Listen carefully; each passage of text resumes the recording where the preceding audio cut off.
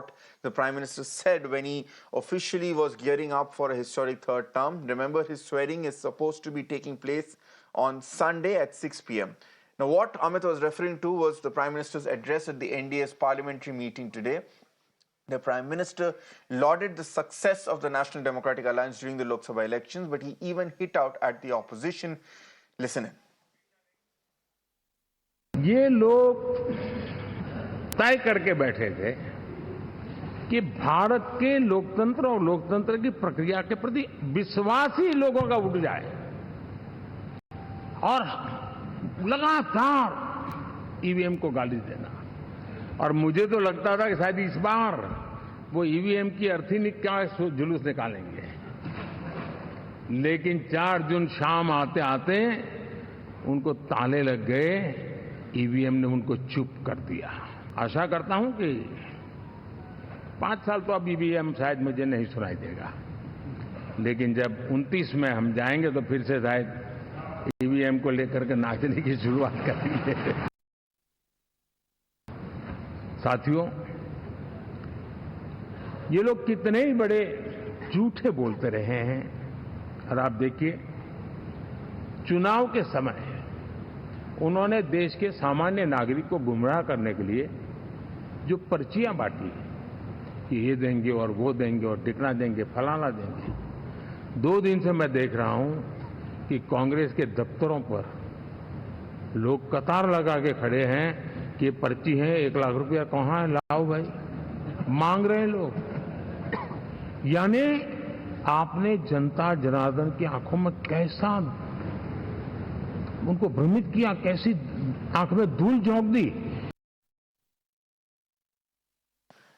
Now, this meeting's aim was to discuss the formation of the government, and it began with speeches made by BJP President JP Nadda, Rajnath Singh, Amit Shah, Nitin Gadkari and more. The BJP's top brass and key NDA leaders made endorsements for Prime Minister Narendra Modi to be elected as leader of the alliance, which is now official. साथियों, ये प्रस्ताव सिर्फ हम सब बैठे हुए चंद लोगों के मन की इच्छा नहीं है। यहां बैठे हुए एनडीए के घटक दलों की एक सर्वसम्मत इच्छा भी नहीं है।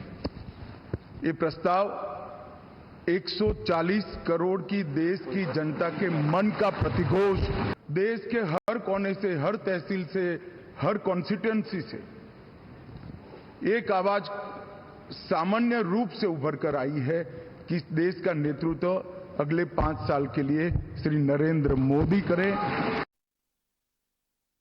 हमें याद है 10 साल पहले उदासीन भारत था।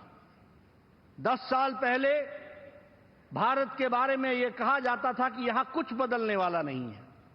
और आज 10 साल बाद मोदी जी के नेतृत्व में वही भारत आकांक्षी भारत बन गया और विकसित भारत के संकल्प को लेकर के चल पड़ा है। इसको भी हमको समझना चाहिए। और साथियों, हम लोग सौभाग्यशाली हैं कि मोदी जी जैसा एक जन कल्याणकारी और संवेदनशील प्रधानमंत्री हम लोगों को मिलने जा रहा है।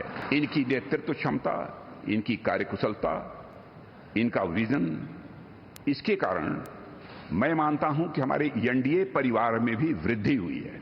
हम सबकी पहचान गठबंधन धर्म का निर्वाह करने वाले एक ऐसे परिवार के रूप में हुई है। Now, portfolio allocation is going to be one of the key terms of the agenda, with the BJP now having to balance what kingmakers Nitish Kumar and Chandrababu Naidu want. Both of the NDA allies were sitting next to the Prime Minister in a significant display of the alliance's new dynamics. कि अगली बार जो आप आइएगा ना, तो इस बार हम देखें कि कुछ इधर उधर कुछ जीत गया है, अगली बार सब हारेगा, हमको पूरा भरोसा। ये सब बिना मतलब का बात बोल बोल करके क्या किया है? ये सब कोई काम किया है? उन लोगों ने आज तक कोई काम नहीं किया, देश की कोई सेवा नहीं की है।